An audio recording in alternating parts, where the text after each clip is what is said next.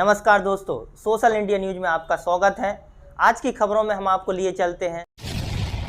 परीक्षा पर संवाद में एमडी डॉक्टर ए.के. विमल से सीधी बात। स्कूली बच्चों का शिक्षा पर मार्गदर्शन। अपनी सकारात्मक जीवन शैली को बताया सफलता राज। अभिभावक के लिए भी विशेष सुझाव।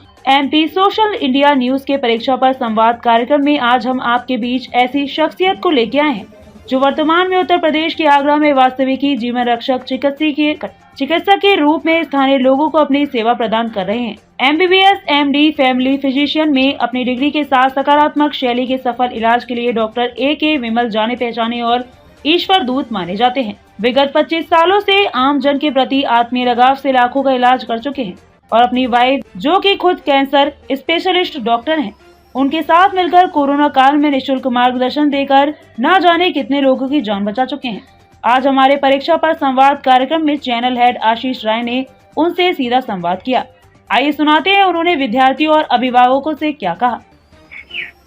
नमस्कार दर्शकों, एमपी सोशल इंडिया न्यूज के परीक्षा पर संवाद कार्यक्रम में आज हमारे बीच में उत्तर प्रदेश से आगरा से एमडी डॉक्टर ए.के. विमल सर का हम स्वागत वंदन अभिनंदन करते हैं, जो कि एक वरिष्ठ चिकित्सक के रूप में करीब 25 साल से सेवाएं दे रहे हैं। साथ ही साथ में यह लाखों मरीजों को अब तक देख चुके हैं। इनके जो धर्म पत्नी है वो है भी एक कैंसर पेशेंट स्पेशलिस्ट है और वो है निरंतरता दोनों पारिवारिक रूप से अपनी सेवाएं भारत के विभिन्न अंचलों में रहने वाले मरीजों को ऑन कॉल पर भी देते हैं। जहां उनसे जैसी सेवाएं बनती हैं वो अपनी सेवाएं प्रदान करते हैं।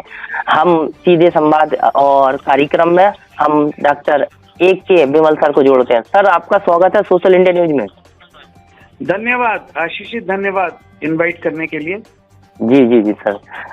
सर, हमारा मोटो है कि जो परीक्षाएं चल रही हैं, 10वीं 12वीं का परीक्षाएं हो या स्कूली परीक्षाएं, कॉलेज परीक्षाएं जो चालू हैं, उसमें हम देखते हैं कि बच्चे लोग उस परीक्षा को ज्यादा एंट्रेंस में कई बार ले लेते हैं और हम देख रहे हैं दिन प्रतिदिन देश में आत्मघाती कदम जो बच्चों के द्वारा, स्टूडेंट विद्यार्थियों के द्वारा उठाया जा रहा है, वह कहीं ना कहीं झंझोड़ने वाला विषय है सर।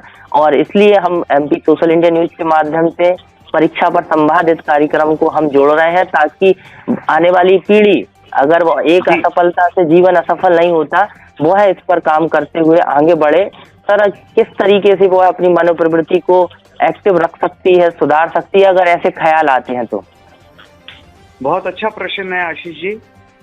इसमें कोई शक नहीं कि पिछले कुछ वर्षों में पॉपुलेशन के बढ़ने से और कंपटीशन की जो भावना है उससे, और माँ बाप के जो बच्चों के प्रति एक भाव है कि मेरा बच्चा डॉक्टर बने, इंजीनियर बने, लॉयर बने, सीए बने, आईएएस बने, ये दबाव शायद बच्चों पे बहुत ज्यादा होता है। मेरा अपना मानना ऐसा है, प्राइमरीली सबसे प्रथम ये है कि बच्चों को उनके विषय पर, उनकी सोच पर, उनकी चाह पर उनको सब्जेक्ट मिलना चाहिए।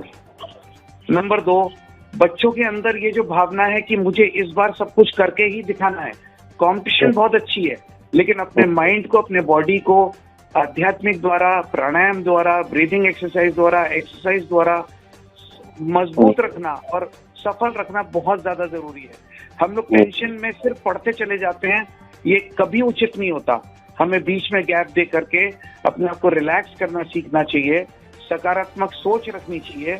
अच्छा बनने की कोशिश तो हम करेंगे ही, लेकिन अगर हम इस बार नहीं बन पाए तो हम सब्जेक्ट भी चेंज कर सकते हैं, स्ट्रीम भी चेंज कर सकते हैं, हम दोबारा भी अच्छा प्रयत्न कर सकते हैं।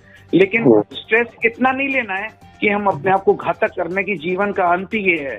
जीवन बहुत बड़ा है, बहुत कुछ है जीवन में करने के लिए, और परीक्षा पास करके सिर्फ एक चीज में बन जाना ही जीवन नहीं है। जीवन तो जीने के लिए है और जीवन में बहुत कुछ करने के लिए। बहुत बड़ी बात कही सर आपने। जीवन बहुत कुछ करने के लिए है, एक असफलता जीवन असफल नहीं करती। सर, आपने भी करीब 25 साल 30 साल से आप चिकित्सक के रूप में अपनी सेवाएं दे रहे हैं। हम आपसे ये भी जानना चाहते हैं कि आपने अभी तक लाखों मरीजों का इलाज कर चुके हैं। उन इलाज के माध्यम से भी हम अगर स्टूडेंट की एक लाइफ को महसूस करें तो वो किस हद तक उस बीमारी से ग्रसित होती है और उसको किस तरीके से ऑब्जर्व किया जा सकता है? बहुत हद तक है। जो भी फैमिलीज हमारे पास आती हैं, माँ बाप के साथ में आती हैं, बच्चा गुमसुम बैठा हुआ है, माँ बाप उसकी शिकायत कर रहे हैं, तब उनकी काउंसलिंग हम लोग ये करते हैं कि बेसिकली आपको संभालना है, आपको जोर नहीं मारना है, आपको 4-4 ट्यूशंस और 18 घंटे पढ़ाई करो और रात को ये करो वो, ऐसा नहीं है। आप रिलैक्स करो। और मैं उनको वो कहानी सुनाता हूँ कि लकड़हारे थे दो और एक ने लकड़ी काटनी शुरू करी और शाम तक उसने खाली एक आधा पेड़ काटा, और एक ने एक ही दिन में 2 पेड़ काटा, क्योंकि हर आधे घंटे में वो रिलैक्स करता था, अपनी आरी को धार देता था और उसके बाद पेड़ काटना शुरू करता था। तो उसकी एफिशिएंसी और उसका जो आउटकम था वो और दूसरे लकड़हारे से बेटर था। तो मैं तो यही राय दूंगा बच्चों को कि सोच अच्छी रखें, बीच बीच में रिलैक्स करें, प्राणायाम करें, ब्रीदिंग एक्सरसाइज करें, आंखों की एक्सरसाइज करें, ताकि माइंड फ्रेश हो दोबारा याद करने के लिए।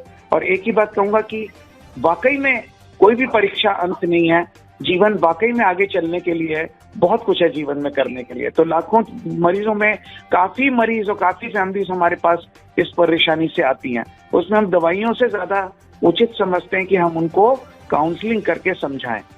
सर, आपसे यह भी जानना चाहते हैं, आपका जीवन आज के समय में एक सफल व्यक्तित्व विचारधारा से जुड़ा हुआ है। आपने भी कई चुनौतियों का सामना किया है।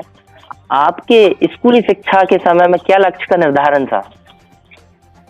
हम लोगों ने जब MBBS को सिलेक्ट किया तो CPMT का एग्जाम होता है यहाँ पर, उसके लिए हमने एक कोचिंग जरूर की थी, लेकिन सेल्फ स्टडी ही ज्यादा थी। हम लोग वही वाला बचपन से ही हमारी आदत ये थी, हमारे माँ बाप ने भी हमें ये सिखाया कि इतना ब्रेन को, इतना मस्तिष्क को इतना जोर मत दो कि वो फेल हो जाए।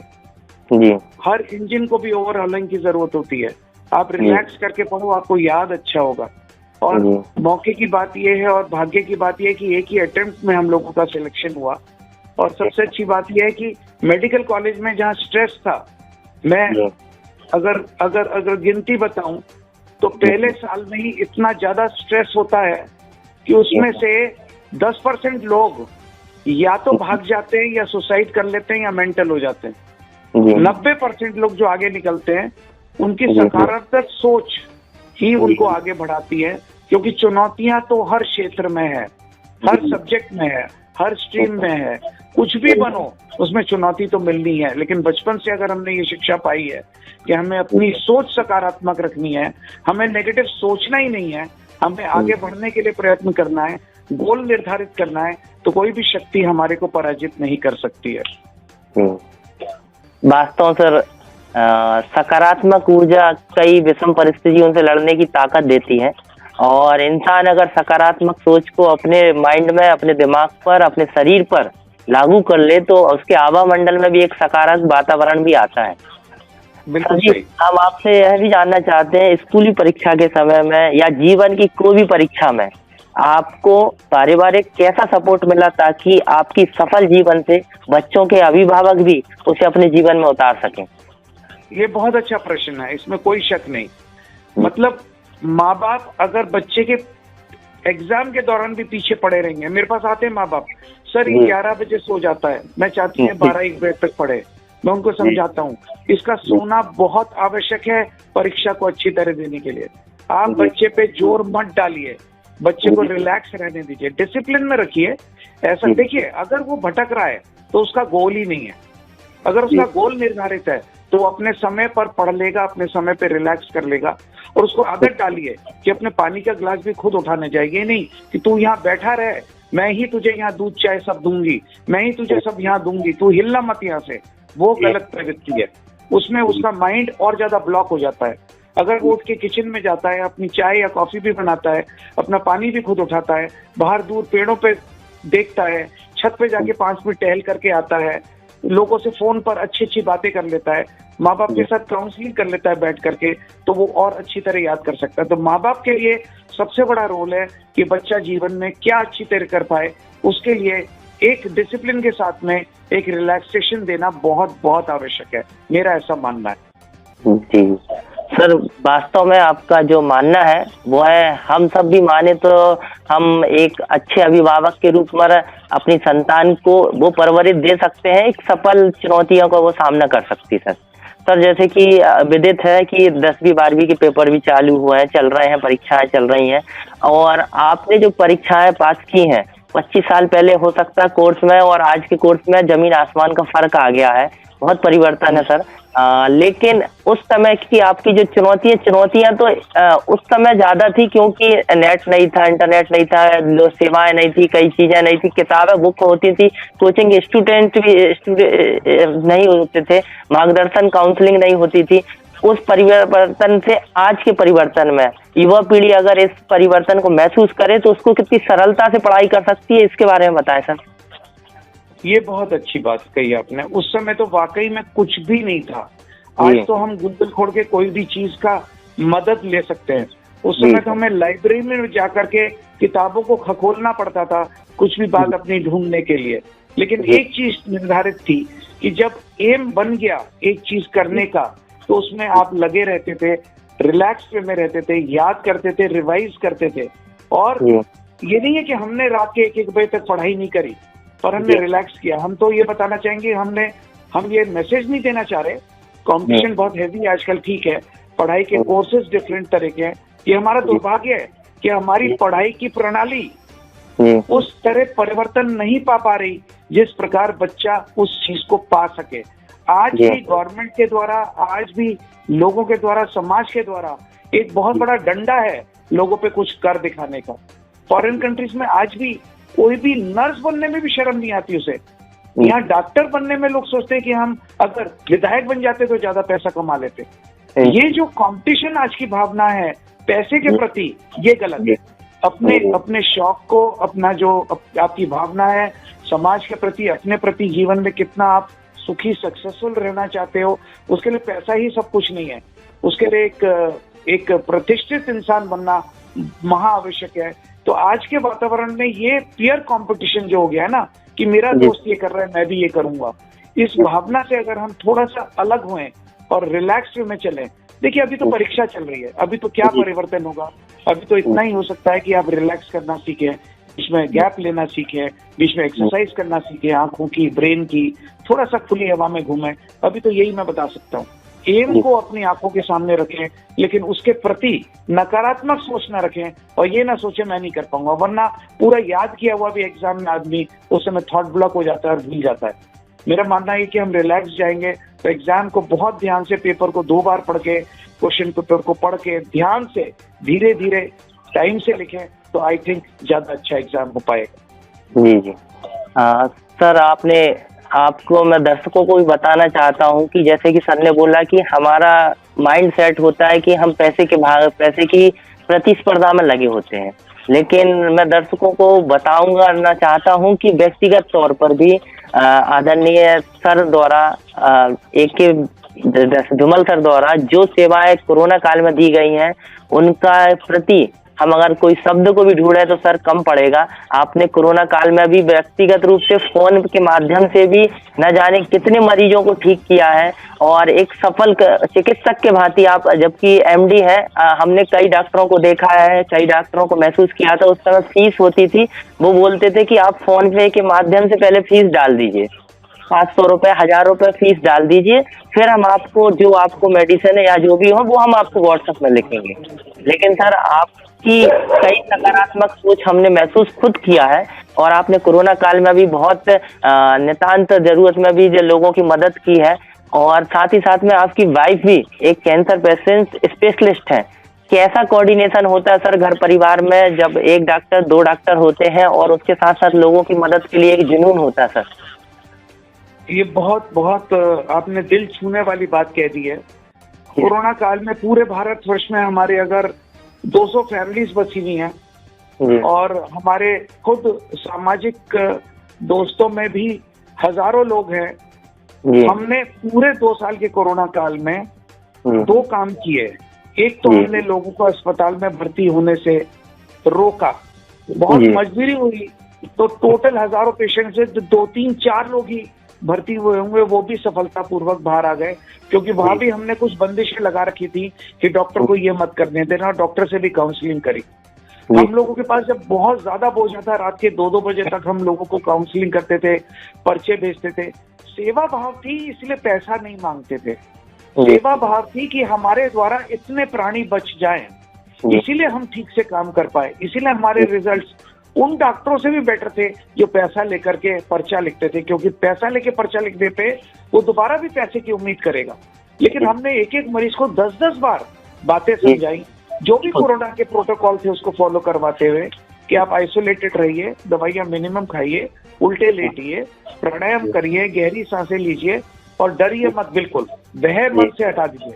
उस समय साइकोलॉजिकल प्रेशर को कम करना शायद पूरे इलाज का सबसे बड़ा माध्यम था। और एक जो कोऑर्डिनेशन की बात आपने कही उसके बारे में मैं जरूर कहना चाहूंगा।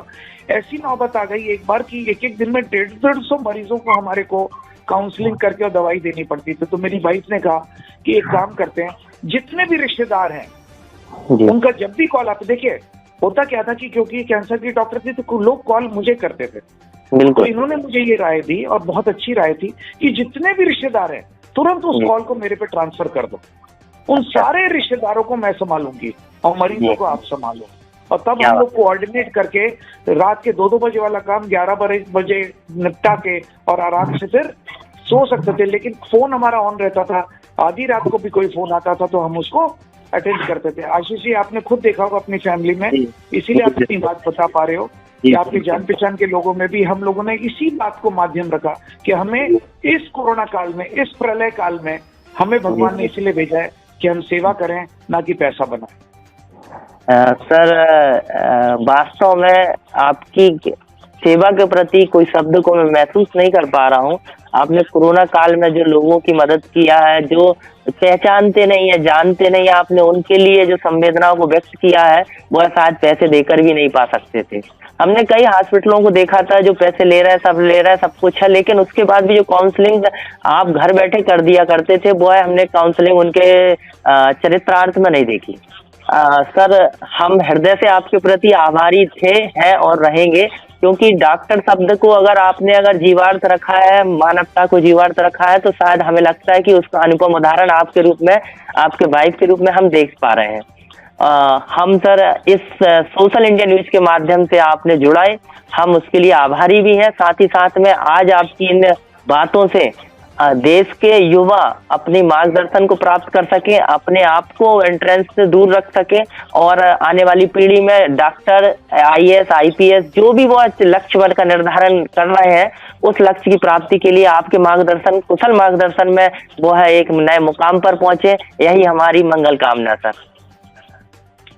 बहुत अच्छा। जी जी, मैं बस आपसे जी हाँ बिल्कुल, मैं बस इतना कहना चाहूंगा कि जो कुछ हमने किया या कर पा रहे हैं, जी सर, हम अपने आप को भगवान की एक देन मानते हैं कि उन्होंने हमें ये बुद्धि, ये शक्ति दी कि हम ऐसा कर पाए। बिना उसकी प्रेरणा के, बिना उसके जो उन्होंने हमारे ऊपर हाथ रखा है, बिना उसके ये काम हो ही नहीं सकता। हम तो उसी के आभारी हैं, ऊपर वाली शक्ति के। सर, हम पर आपके आभारी हैं, क्योंकि ऊपर वाली ने तो बहुत लोगों को भेजा है। आप इस चीज को मान रहे हैं, पहचान रहे हैं, जान रहे हैं, यह हमारे लिए कृतज्ञता ज्ञापित वाला व्यक्तित्व और विचारधारा से जुड़ा हुआ वाक्य है। हम पुनः सर सोशल इंडिया न्यूज की ओर से आपका आभार व्यक्त करते हैं, जो आपने इतना हमें समय प्रदान किया। साथ ही साथ में उन युवाओं को मार्गदर्शन देने के लिए आप सहज तैयार हुए। हम पुनः आपको आभार व्यक्त करते हैं सर। बहुत बहुत धन्यवाद सर। धन्यवाद, नमस्कार। जी नमस्कार।